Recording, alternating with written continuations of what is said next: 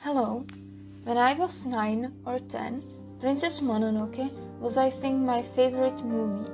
It's actually quite funny because I got it as a reward in a sports competition, which was attended only by children from the elementary school, so I do not understand what the film 15 plus did between the prizes, and the limit has its reasons. On the other hand, I'm grateful I have seen it. The film absolutely enchanted me, not only because of how beautiful it looks and thanks to the music, but very important to me was the character after whom the film is named, Princess Mononoke. I thought she was so cool at the time, the dreaded warrior, a princess riding with a spear on a wolf. I also dreamed of riding a wolf, but with a sword in place of a spear. But I think that her title of princess also had a great deal of credit. You know, they've always been telling me what a princess I am and things like that from an early age, and in my family I often heard things like princesses don't fart, or directly as comment on my behavior like, but you're a princess, etc. And I just remember that from a certain age I started answering, yes, I'm a princess, but Princess Mononoke. And when my mom looked incomprehensible, I said, she rides with a spear on a wolf. I know I told my mom a few times, but she never remembered who it was and never commented on it after explanation. It was very nice to have the answer in reserve. Later, I heard how the trend of princesses, not so tender and feminine, actually came, and then I realized why I liked Mononoke so much. Until then, I had only seen princesses like Snow White, Cinderella, and Ariel. And there were no new generation princesses like Merida and Moana. Of course, I know. Now I think of what I remember from childhood and what influenced me. There would certainly be examples that deny what I'm saying. And that's why she probably fascinated me so much. Because she was completely different from what I had seen until then.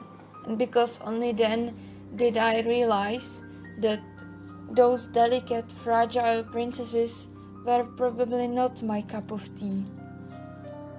It made sense, but it didn't fit, because I realized that there was, for example, Mulan. From this generation there was also Lotsika, and technically speaking Merida was already there, but she came out only when I was 10, so I didn't see her until after Mononoke.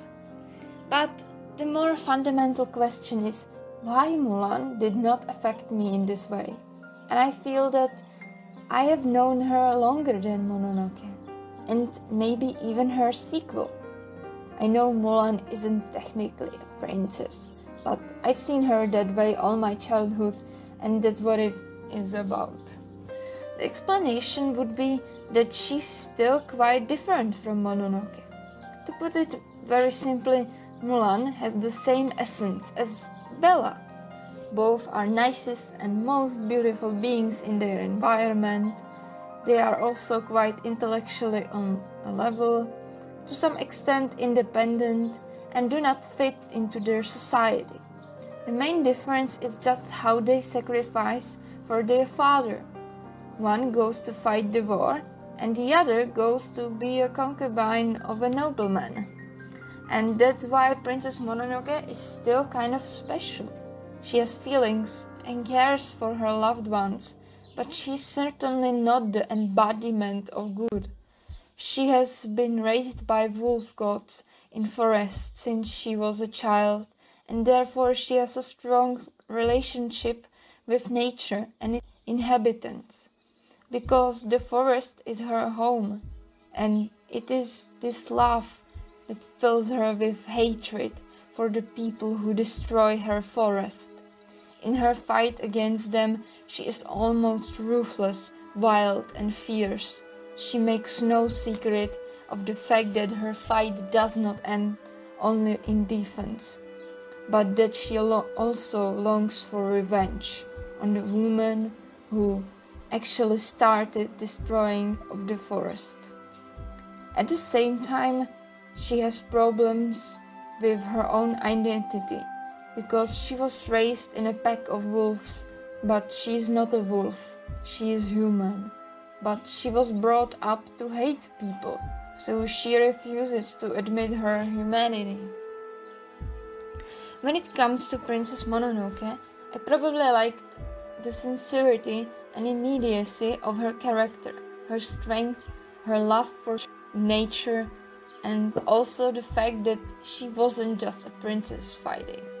She was actually everything but a princess in her behavior, and yet she was called that way, which probably led me to associate with her as a person who was always associated with the figure of a princess.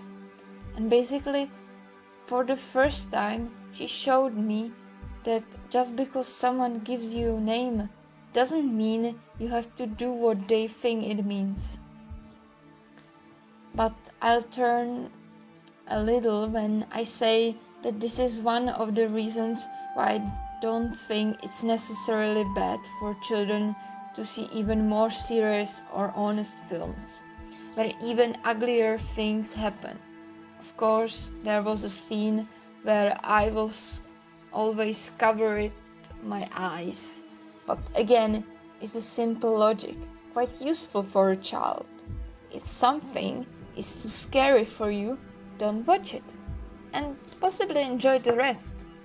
At least that's what I did.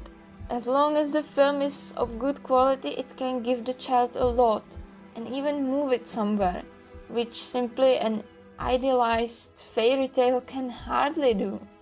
Princess Mononoke has given me more than all the Disney girls combined. Of course, Mononoke isn't good for everyone.